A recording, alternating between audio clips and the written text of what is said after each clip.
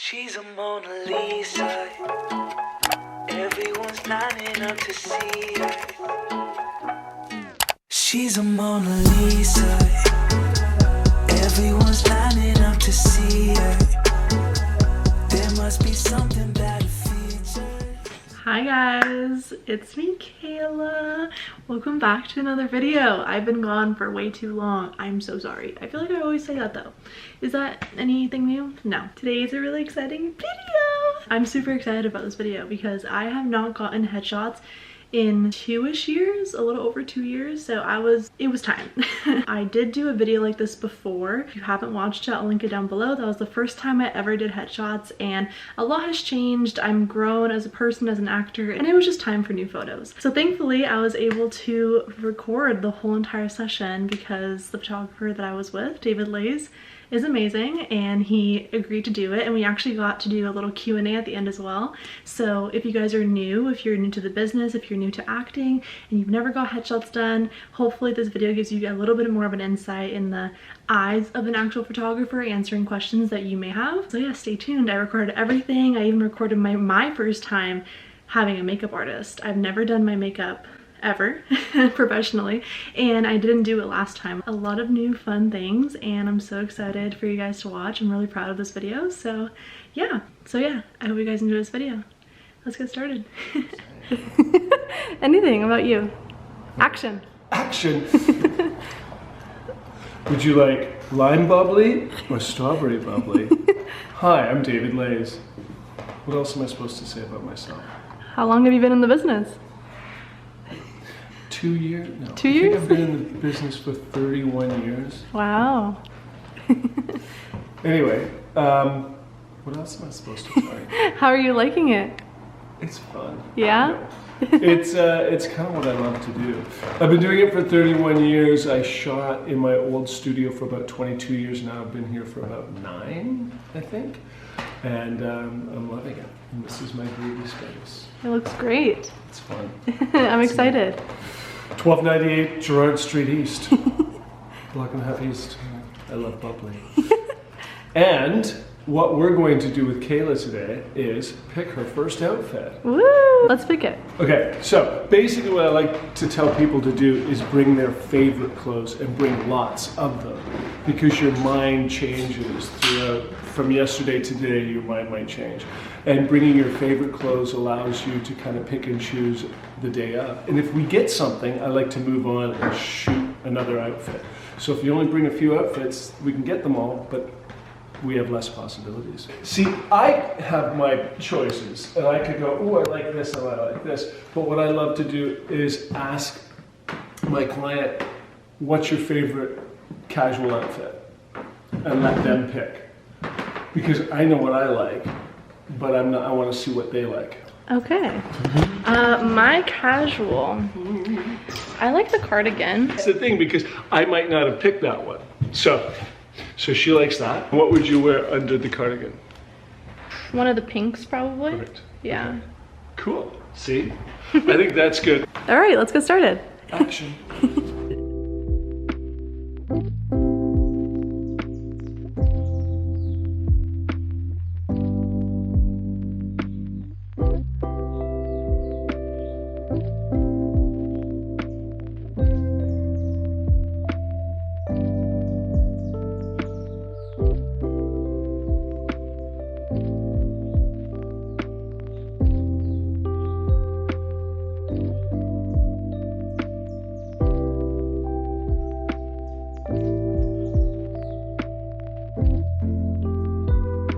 This is my first time getting my makeup for hair done. You haven't done it when you acted? No, so she's never had it done before.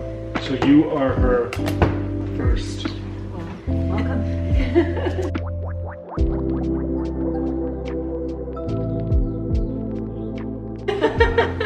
Take that off.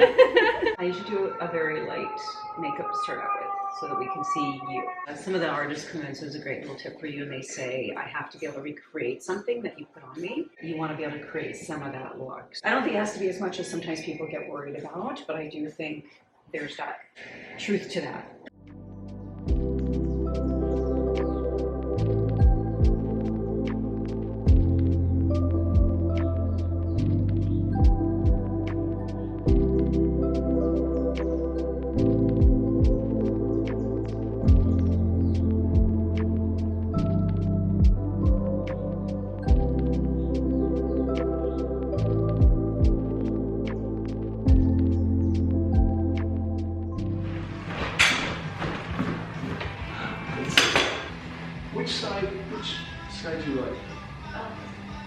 So you can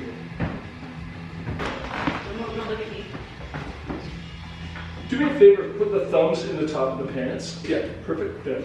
And then you're just gonna go coming out a little bit more, perfect. Un petit peu fromage, madame. Confidence personified with a touch of, but not too much.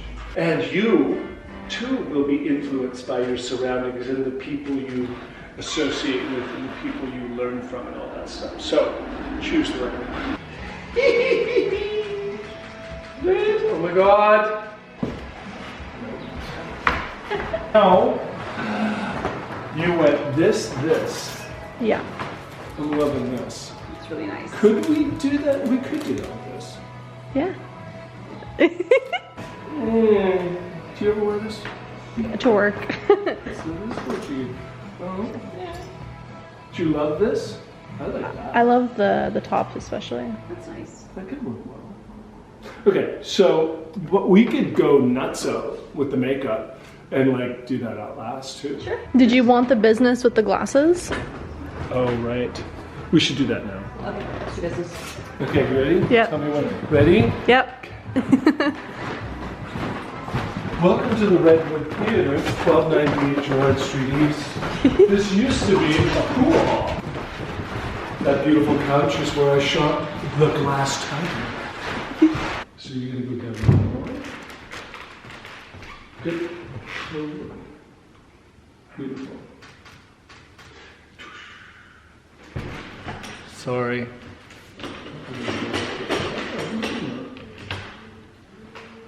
It's the elephant's diaphragm I stole from the zoo. I shoot you back. I shoot you. Go ahead and do it. Feel sexy. Oh, I've never seen this makeup on my face. Well, it's on how you do it. See, Yeah. if we do it really classic on you, because you already have a large lip, Yeah. you could do that like with kind of with this outfit or with like a really nice dress. But I want it to be a little more rugged. Okay, she's ready. She's ready to rock.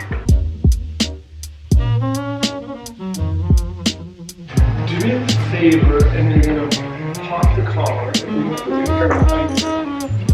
So do that first and then pop it like right. It's raining.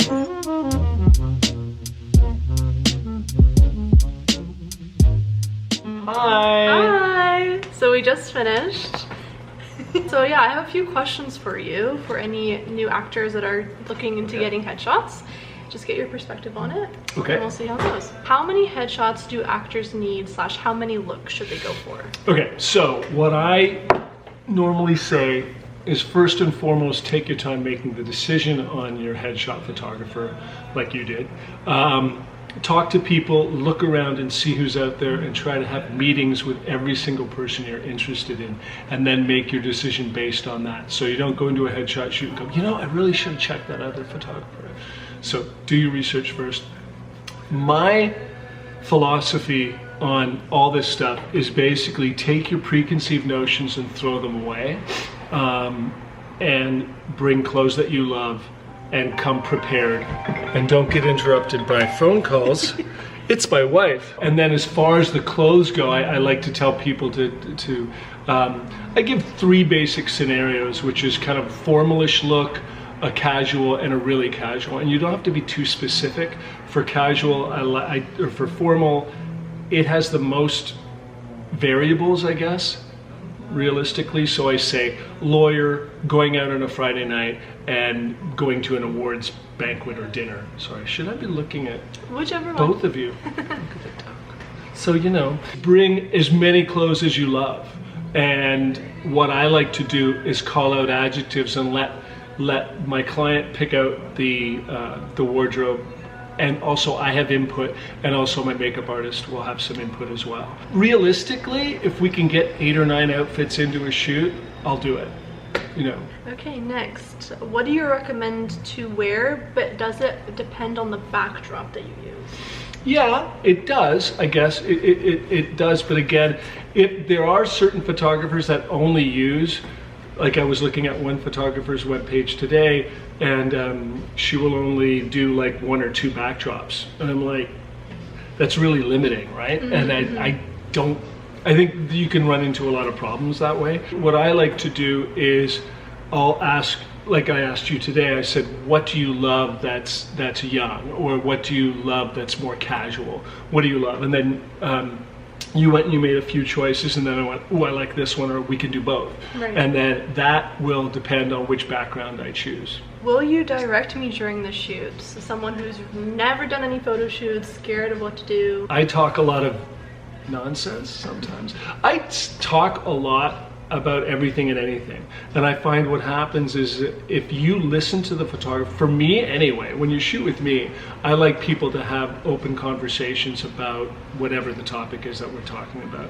Although today I noticed that I was much more focused on directing you, but I will direct you. Just listening to the photographer is really important. Most important thing you can possibly do, there's the lens, come well rested and well fed. 3 or 4 days before the photo shoot, be conscious of that. Don't go partying your face off. Don't do the 100-mile marathon. Don't help your friend move. Come in well rested and well fed, having had a good breakfast or lunch, depending on what time you come in, containing fats and proteins. It's totally important.